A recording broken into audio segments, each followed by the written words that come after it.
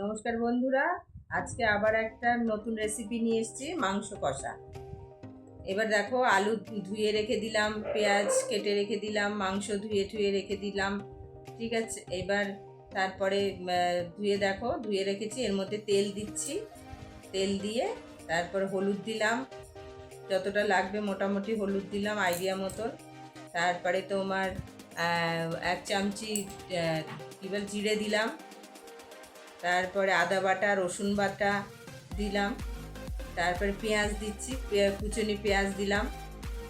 কুচিয়ে পেঁয়াজ দিয়ে এবার ওটাকে মাখাচ্ছি, কষিয়ে নিচ্ছি ভালো করে, হাত দিয়ে মাখিয়ে নিলাম, নিয়ে রাখলাম।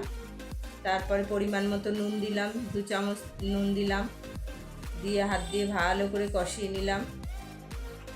তারপরে তেল দিলাম, খানিকটা তেল দিয়ে আলুগুলো ভেজে নিতে হয়, তো আলুগুলো ভেজে নিলাম।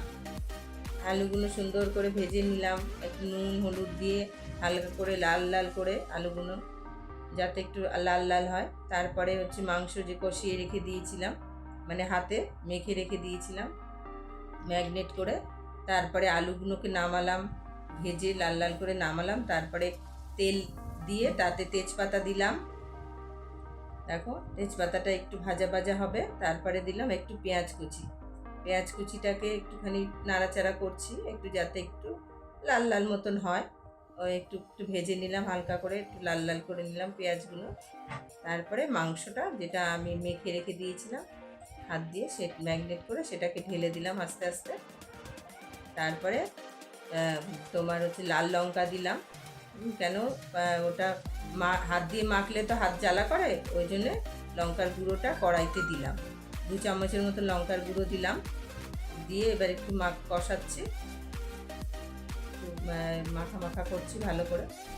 দেখো, কষিয়ে নিয়ে তারপরে একবার একটু ঢেকে দিয়েছি। এবার দেখো, তারপরে কষাতে কষাতে কি সুন্দর তোমার তেল ছেড়ে দিয়েছে। দেখো, মাংসর থেকে তেলটা ছেড়ে দিয়েছে, দেখো লাল লাল হয়ে গেল, তেলটা বেরিয়ে আসছে কি সুন্দর। তারপরে কাঁচা লঙ্কা কুচানো ছিল সেটা দিলাম, কাঁচা লঙ্কা দিয়ে একটু কষাচ্ছি, সুন্দর করে কষাতে হবে ভালো করে, হাত দিয়ে ভালো করে কষিয়ে তারপরে ভাজা আলুগুলো ছেড়ে দিলাম। ভাজা আলুগুলো ছেড়ে দিয়ে এইবার ভাজা আলু দিয়ে কষিয়ে একবার একটু ঢেকে নিয়েছিলাম মধ্যে, আবার একটু পরে ঢাকলাম, 5-10 মিনিটের মতন ঢেকে নিয়ে, হ্যাঁ, তারপরে কষালাম। কষিয়ে এইবার দেখো সুন্দর করে একটু নাড়াচাড়া করলাম, নাড়াচাড়া করে তারপরে তোমার দেখেছো কালার, দেখো কি সুন্দর কালার এসছে মাংসের।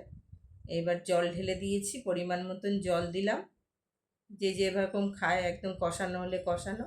তারপরে ঢেকে দিলাম, ঢেকে দিয়ে এবার দেখো মাংসের কালার, দেখো ঝোলের কালার। গরম মশলা দিয়ে দিলাম 2 চামচ, ছোটো চামচের 2 চামচ কষিয়ে। এটা ফাইনাল লুক।